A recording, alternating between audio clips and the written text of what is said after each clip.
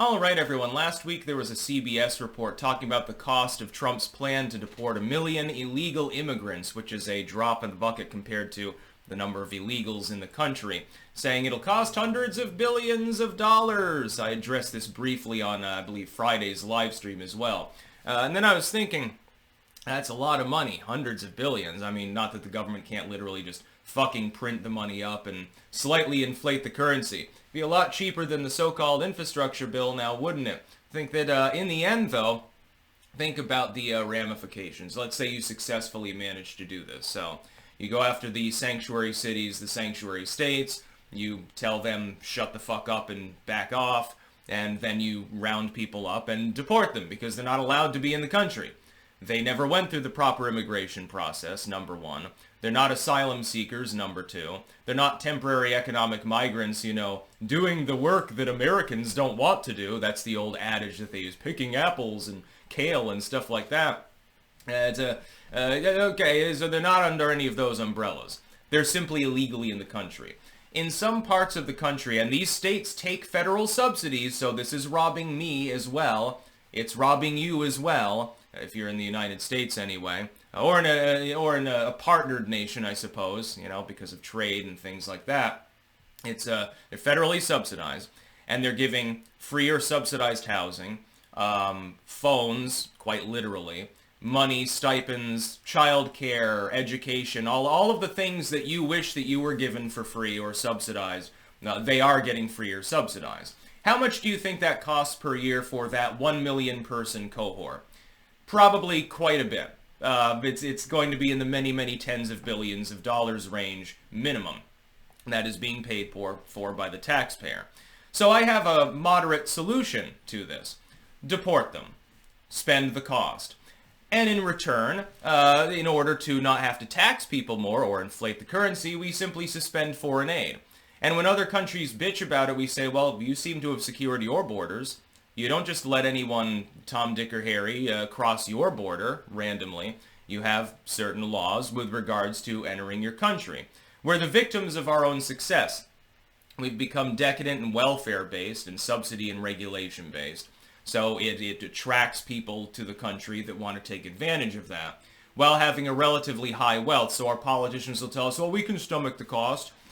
Be generous to your neighbors and shit like that. Meanwhile, these illegals that are taking over apartment complexes, are they doing that in Nancy Pelosi's neighborhood? I don't think so. You'll remember it's similar to the crime waves that we suffered during the Summer of Love riots, so-called, when Fentanyl Floyd, keeled over.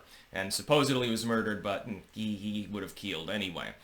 There was that famous image, California's in flames. Los Angeles is suffering from effectively race riots, Rodney King style.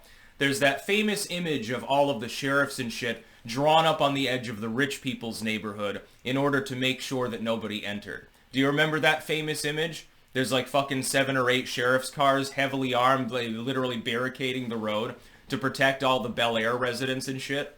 All the people on Hollywood Hills. No. You can riot down there with the normal folk. If the poor or the middle class suffer, even the upper middle class, that's perfectly fine. But you can't come up here. These people are too important. Too economically important. It's very important that we protect P. Diddy's mansion, in other words. Basically, one hand washes the other. Wonder how many politicians went to P. Diddy's parties. Probably the same ones that went to Epstein Island, but we're not supposed to ask those big hard-hitting questions. You're only going to get part of that clientele list too, by the way. It will cost a lot. Hundreds of billions of dollars. But then you save at least tens of billions of dollars up front just in the first year by having done so. And then you can also divert money, since foreign aid is a huge chunk of our fiscal budget, you can also build the rest of the wall. It's not that difficult. The sums that Trump was talking about with regards to reinforcing the southern border are minuscule even compared to this, although I do think both need to be done over the same period of time. And it would take more than 1 year, let's face it. If you did this over the course of 2 or 3 years, spacing out that budget, you could fully secure the border and improve it even beyond just the 30-foot baller that Trump has proposed, while at the same time deporting 1 million people. That's 1 million less people that you have to take care of through effectively taxpayer subsidization. And again, most of it's going to take place in sanctuary cities and sanctuary states. But those cities and states get government money at the federal level. And that's what bugs me. If California unilaterally imposed, in the absence of getting any form of government subsidy or favorable treatment, grants, anything like that, if they said, well, we want people to be able to illegally enter through our southern border. Say, okay, if your state taxpayers are fine with that, if they really want to subsidize a horde of people that aren't even legally entitled to be in the country, all right, well, I mean, it's your taxpayers that are being fucked in the ass. And probably there'll be a change of government. That policy will end real quickly.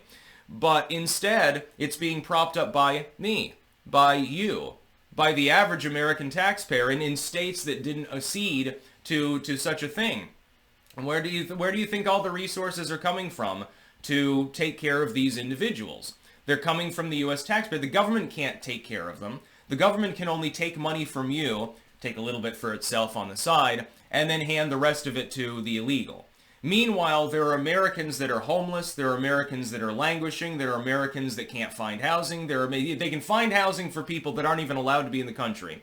And yet, if you try to get on like Section 8 or something like that, good luck, it's going to take you a while. We've got a housing crisis in the United States right now. After the Great Recession and the lockdownerism, we've converted half the country into a bunch of feudal rental systems. And the rest is all housing authorities and shit. You know, you're really, really lucky right now if you have your own private residence. Outside of an urban area, of course. Like, I feel very fortunate here because private residence, there's no mortgage on it or anything like that. It's a bit out of the way, so I don't really worry about people trying to sell drugs or human traffic in a semi-rural area because it wouldn't be economically feasible. It's the other thing people need to understand, that there's an economic quotient, actually, to the activities of gangs and groups like that. It tends to be a thing. It would cost a lot. Oh my God, says CBS. Donald Trump, the heavy spender. Yeah, but over time you're saving money. Look at it as like the infrastructure deal. This is how Biden pitched it. Well, yeah, come on, man. We're making this this investment right now. But in the future, it will be a net surplus because we've created more efficiency and stuff. Now, that's bullshit. Yeah, $2.3 trillion in that case. If you can spend $2.3 trillion on bridges to nowhere, which is what you're going to fucking get, generally speaking, I would think that spending $400 billion on something that will genuinely bring a return and can easily be offset as a cost by simply denying aid to rogue nations, I would think that that would be justified. You know, what's wrong with that? Just totally makes sense. That's about all. Peace out.